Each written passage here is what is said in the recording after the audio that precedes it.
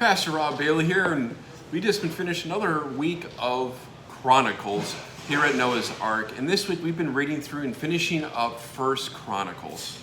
And this is really tallying up, sharing the story of David, how David came into power, as well as his mighty men, his top council, and really in ordering how all of the Jewish people were arranged to help serve and be part of the country.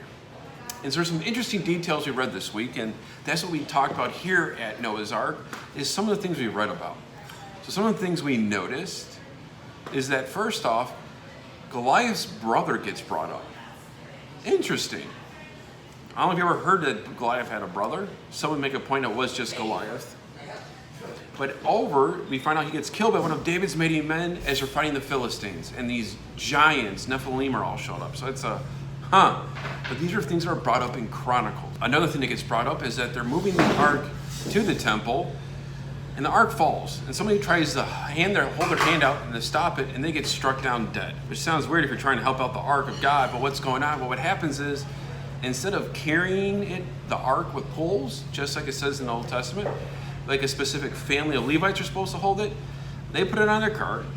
Just a group of family just took it up and really treated it like another idol, like other people were. And God said he had enough of it and struck down the person who touched it. Because again, if you followed his rules, what he does, we're not even have it happen. And lastly, it talks about the ordering of the Levites and how they're going to serve the temple. If you start reading the names, you might see like, okay, what's the point?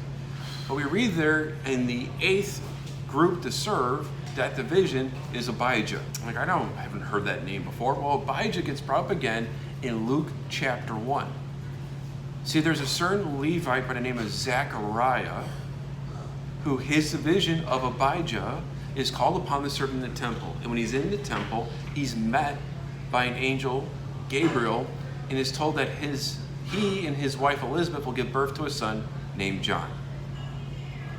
For those wondering, this sounds like the beginning of the story of Jesus, how he gets born. That's exactly right. It starts off with John the Baptist, but with his father Zechariah, who's in the temple under the division of Abijah. And we find out in First Chronicles when Abijah, that division, is supposed to serve.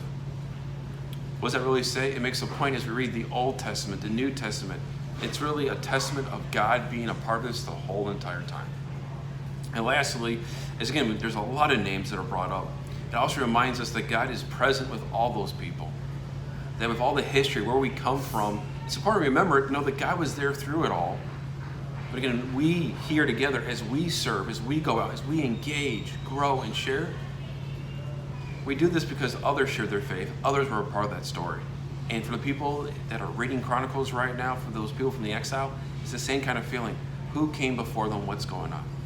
So join us next week as we continue reading 2 Chronicles and just seeing how God continues to work through the history of his people and what happens there.